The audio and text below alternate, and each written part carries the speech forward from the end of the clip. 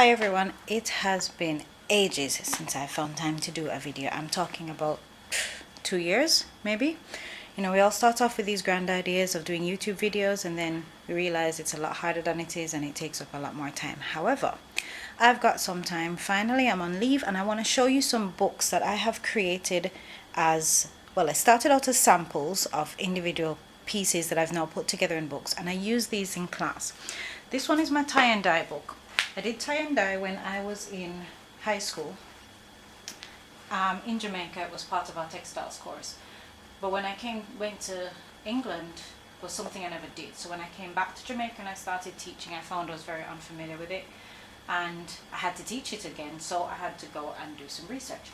So I decided to try out, and whenever students in other classes were doing tie and dye, I would run into that class if I had time and get a little piece of fabric and tie it up and make a sample. And then I decided one day to put these samples together in a book.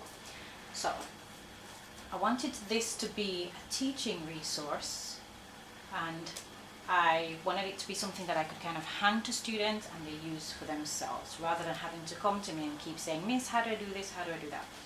So the first part gives a little bit of a history of what tie and dye is.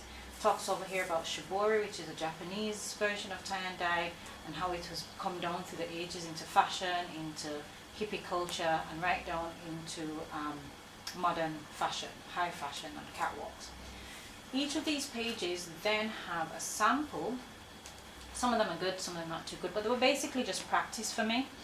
So I mounted up the fabric that I practiced on, and then I would create instructions. So this one is the marbling technique, and it gives short bullet point instructions with a little illustration that I've drawn, so that when a student comes and they want to do a piece of tie and dye, maybe as a background for something that they're then going to print on top of, or anything they're going to use for class really, they can just look through this book and get ideas. So I've got the knotting technique. I like this one. Once again, I've got my instructions and my illustrations. There is the tying in rings, where we tie little things. In this case I tied bottle tops and pebbles and just tied around them. This one is, the sample is actually not as good as it should have been. These rings really should have overlapped. So it's not the best, but it gives you the idea. So I've got the instructions and the illustrations again. This one shows you how to create a diamond shape, and the same thing could be used to create a heart shape or to create an oval. It's anything that's basically symmetrical. This is a very common one that's done tying in rings. We pull the fabric up in the center, as seen in the illustration here, and then you tie knots going down to create rings going around. This is very similar. The radiating one, or also called sunburst, where the fabric is pulled up in the middle and then you wrap the thread all the way down and all the way back up, creating this kind of starburst. It's one of my favorites, and it's one that students use a lot.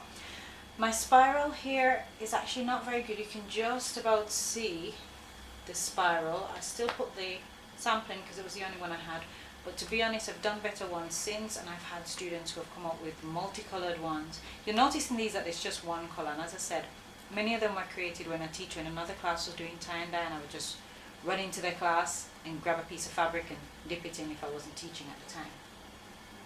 But it gives you the basic idea of how to do it.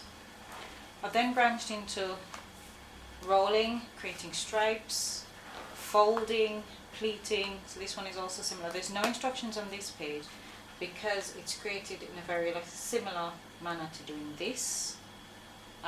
It's just that on this one I used two colors and it was rolled in a different direction. The pattern looks a little bit different. On this one, let's put a thread in my book. On this one, the fabric is pleated and then tied, and a lot of you, if you're familiar with shibori, will know techniques like this. This one is also a shibori technique. I know it as Rouching, and I love this. Most of my students love this. It gives you this kind of fish scale pattern, and it's created by putting a piece of string on your fabric, rolling it, and then scrunching. So you tie a knot at one end and then scrunch the fabric down to one end, so it all kind of bundles up. It can also be done with wrapping the fabric on a rod, like a dowel rod or a piece of plastic pipe, and then you push the fabric all down to one end so it all scrunches up, and then you wrap around it. That tends to give you an ombre. You get a dark color that fades into a lighter color, and that is because where the fabric is wrapped on the inside or rolled on the inside, the outer section will get more dye than the inner section, but it adds to it. It's nice. This is one that I've had to learn since returning to live and work in Jamaica. It's called Tritik, and I found that when I had to teach this, I could not find much information on the internet. So I had to learn from another teacher in the department. I then did my sample, and I've now got this, which I use in class a lot. But basically, it does exist, it's out there, but it's really hard to find examples of people doing it. Basically, you draw a pattern. In this case, I've got this almost floral, symmetrical pattern. And if you can see this illustration here, you would stitch.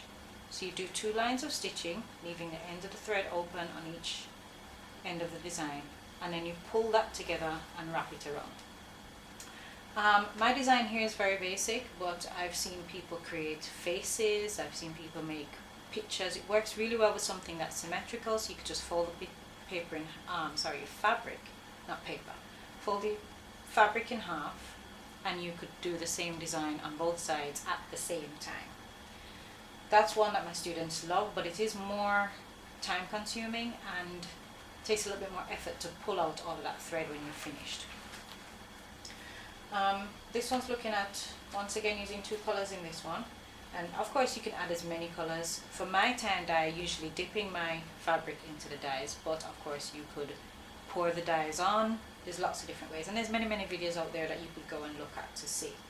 Now, the aim of this book is that, one, I've used it to teach myself. I'm just flipping through the others so you can see them. Really like this one as well. I've used it to teach myself, in that it was a technique that I wasn't familiar with, but I had to teach it in class, so I had to learn it. And as I was learning, I then saved all of my samples and created a book. Now this has become a fantastic resource. You can see how old it is. My eyelets have actually rusted, and this was elastic. It's lost all stretch. So this book is really old. I've been using this for years. But it means that when I'm in a class, especially with my older students who work more independently, if they're doing any textiles work and they need to do tie and dye, then I can simply say, here's the book, look at these.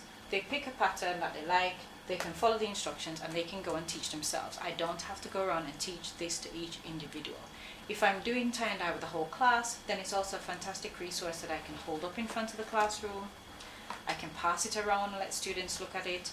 And then you can break off into groups of people who want to try different patterns, working in the same group and going around and giving instructions. So it's been a fantastic resource that has helped me over the years.